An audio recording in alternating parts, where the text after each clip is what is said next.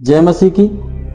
मैं अपने वीडियो में आपका स्वागत करता हूं। आज मैं आपको एक ऐसी कहानी बताऊंगा जिसे अगर आप ध्यान से सुनते हैं तो यकीनन मैं कह सकता हूं कि आपका दिल जो है वो पूरी तरीके से हिल सकता है। तो आइए हम जानते हैं उस कहानी के बारे में। परमेश्वर आपको एक अच्छा हृदय प्राप्त करे, आपके जीवन में खुशियां दे, सामर्थ्य दे। चलिए हम शुरू करते हैं। दोस्तों, एक छोटा सा गांव था। वो गांव बहुत विकसित नहीं था, परंतु उसमें 1000, 1500 या 2000 के आसपास आदमी रहते थे। तो परमेश्वर का एक दूत, जिसे हम लोग पास्टर कहते हैं, तो परमेश्वर के दूत ही होते हैं और हम तो परमेश्वर के बच्चे हैं, क्योंकि हमें भी दूत बनने का मौका मिलेगा जो हम परमेश्वर के उस प्रकार आदर करेंगे, अपने हृदय को साफ रखेंगे, परमेश्वर से प्रार्थना करेंगे, विनती करेंगे, लोगों का भला करेंगे, किसी के बारे में गलत विचार नहीं करेंगे, किसी से गलत व्यवहार नहीं करेंगे। बहुत परिश्रम करना पड़ेगा, जब जाके हम परमेश्वर के साथ चलने योग्य हो पाएंगे। तो चलिए थोड़ा सा आगे चलते हैं। एक छोटा सा गांव था जहां लगभग 1500-2000 लोग रहते थे और वहां की पढ़ाई लिखाई में इतनी विकसित नहीं हुई थी, वहां स्कूल नहीं था। तो लोग अपना गांव में काम करके अपने जीवन को बिता रहे थे, धीरे धीरे अपना जीवन यापन कर रहे थे। तो हमारे एक पास्टर भाई वो सोचे कि मैं उस गांव में चलता हूं, परमेश्वर के बारे में कुछ सुर समाचार सुनाऊंगा, शायद कुछ लोग इस बात को सुने और इस रास्ते पर चलें। परमेश्वर के आशीर्वाद से उनका भी जीवन धन्य हो जाएगा। तो पास्टर जी गए उस गांव में। पास्टर जी सुबह अपनी तैयारी करके निकले, वहां गए।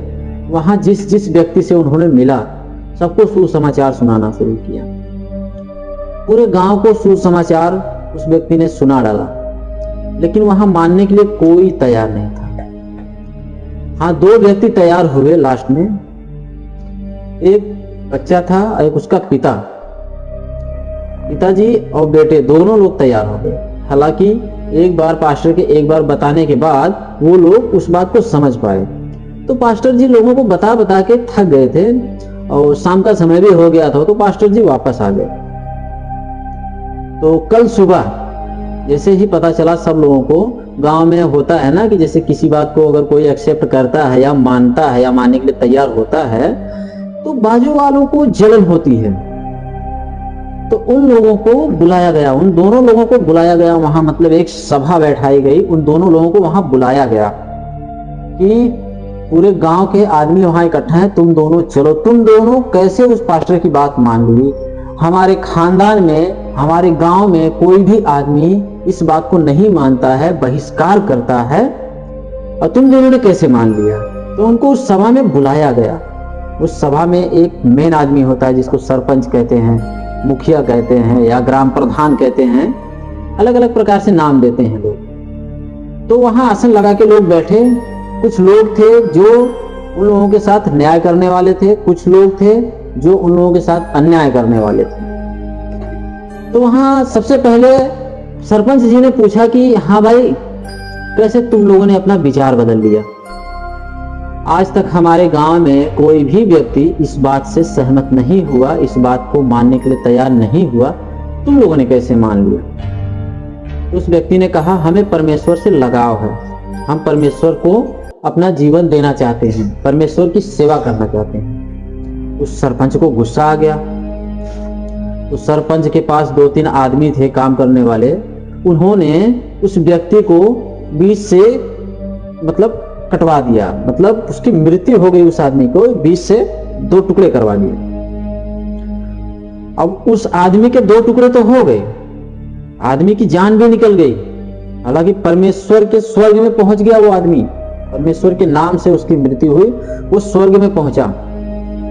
लेकिन उसका बेटा था, वो बेचारा पूरा सिमट गया था, मतलब इतना उदास हो गया था, इतना घबरा गया था। अपने पिताजी को अपने आंखों के सामने इस हालत में देखकर घबरा गया था कि वो पूरा सिमट गया, एकदम अवाक हो गया, मतलब सन्नाटा हो गया। करीब कुछ टाइम तक ऐसे खड़ा रहा।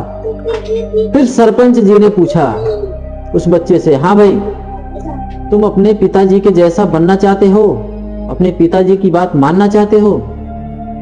तो उस बच्चे में थोड़ी सी हिम्मत दी परमेश्वर ने। वो बच्चा उठा और उसके बाद अपने पिताजी की शर्ट निकाला, वही शर्ट जो खून से लथपथ थी, निकाल के उस सरपंच जी को ऐसा दिया और सर को नीचे किया। बोला, हे श्रीमान महोदय, ये आप लीजिए, आपने जो किया बहुत अच्छा किया। मुझे पता है कि आप मुझे भी मार देंगे, लेकिन मैं परमेश्वर के चरणों में मरना चाहता हूँ, परमेश्वर से अनुग्रह करके मरना चाहता हूँ, ताकि मेरे लिए स्वर्ग में जगह बन सके।